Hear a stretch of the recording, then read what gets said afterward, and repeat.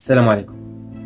حاليا دابا الا دخلتي لمواقع التواصل الاجتماعي لا الفيسبوك ولا اليوتيوب ودخلتي شي فيديو كيهضر على الجزائر، شنو كتلقى في التعاليق؟ حديث الساعه وموضوع الساعه عند الجزائريين، والحاجه الوحيده اللي كيقدروا يكاليو بها في التعاليق وهو خميسات، موضوع البيدوفيليا. وهذا مشكل يقدر يوقع في اي بلاد في العالم، ماشي غير في المغرب، حتى الجزائر واقع فيها هذا الشيء.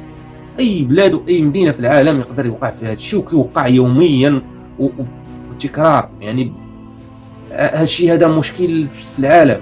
يعني علاش انت غادي تجي تعقب على المغرب باش توسخ لي فهمتي، باش توسخ الصوره ديال المغرب، ديك القضيه ديال البيدوفيليا.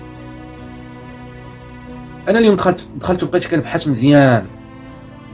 تصوروا معايا الخوت، كنلقى بان في الجزائر جمعيه ديال الشذوذ الجنسي. وملي كنهضروا على جمعيه ديال الشذوذ الجنسي راه ماشي اي جمعيه الاخوان، وهي جمعيه في نفس الوقت بحال اي جمعيه وكتعطى بالموافقه ديال الدوله.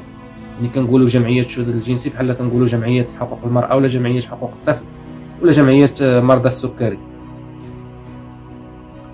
فانا الاخوه راه كنهضروا على جمعيه الشذوذ الجنسي، حتى هي كتعطى بالموافقه ديال الدوله بحال اي جمعيه. فلهذا الكرغولي كنبغي نقول لك، قبل ما تجي تقلب على العيوب ديال المغرب، سير قلب على العيوب ديال بلادك، لانك الا جبتي لي عيب واحد غادي نجبد لك عيوب كثيره. حاول تجبد العيوب ديال بلادكم، ناهيك على الدعاره وناهيك على بزاف ديال الحوايج، راه ما بغيناش نهضروا في داك الشيء. ولكن الا بقيتو كتقلبوا علينا، راه داك الشيء اللي غتقلبوا عليه غتلقاوه. راه ما كنبغيوش ندخلوا في مواضيع حساسه بزاف، لان ما كنبغيوش نقهروا عائلات، ما كنبغيوش نقهروا اباء، المهم انا ما كنعممش على كل شيء.